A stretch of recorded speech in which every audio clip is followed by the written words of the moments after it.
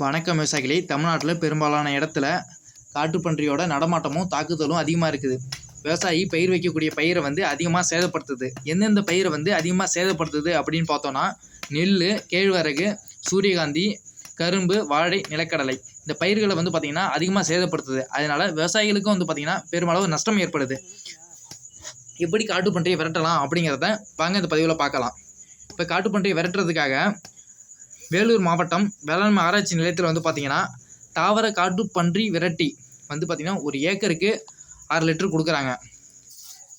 அதை நம்ம எப்படி பயன்படுத்தணும் அப்படின்னு பார்த்திங்கன்னா, நம்ம பயிர் வைக்கக்கூடிய அந்த வரப்பை சுற்றி களைச்செடிகளை ஃபஸ்ட்டு சுத்தம் பண்ணிவிடுங்க. சுத்தம் பண்ணதுக்கப்புறமா 2 அடியில் பார்த்திங்கன்னா குச்சி வெட்டி 10 அடிக்கு இடைவெளியில் அந்த குச்சி ஊனிடுங்க. ஊனதுக்கப்புறமா கட்டுக்கம்பியை பயன்படுத்தி அந்த குச்சியில் கட்டிடுங்க. 1/2 அடிக்கு மேலே விட்டு சுற்றி அந்த குச்சியில் கட்டிடுங்க. கட்டினதுக்கப்புறமா பார்த்திங்கன்னா அவங்க கொடுத்த அந்த திரவ காட்டுப்பன்றி விரட்டியை பார்த்திங்கன்னா ஒரு டப்பாவில் 5 மில்லி போட்டு அதில் எதிர் திசையில் பார்த்திங்கன்னா 4 ஓட்டை போட்டுருங்க. ஓட்டை போட்டதுக்கப்புறமா அந்த டப்பாவை மூடி கட்டுக்கம்பியில் கட்டிடுங்க.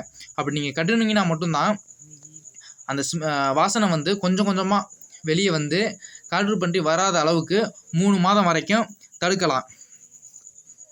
கட்டுக்கம்பியில் சாயாமல் நேராக கட்டி தொங்க விடணும். இந்தமாரி நம்ம செய்கிறனால பார்த்திங்கன்னா காட்டுப்பன்னியோட தாக்குதலை நம்ம குறைக்கலாம்.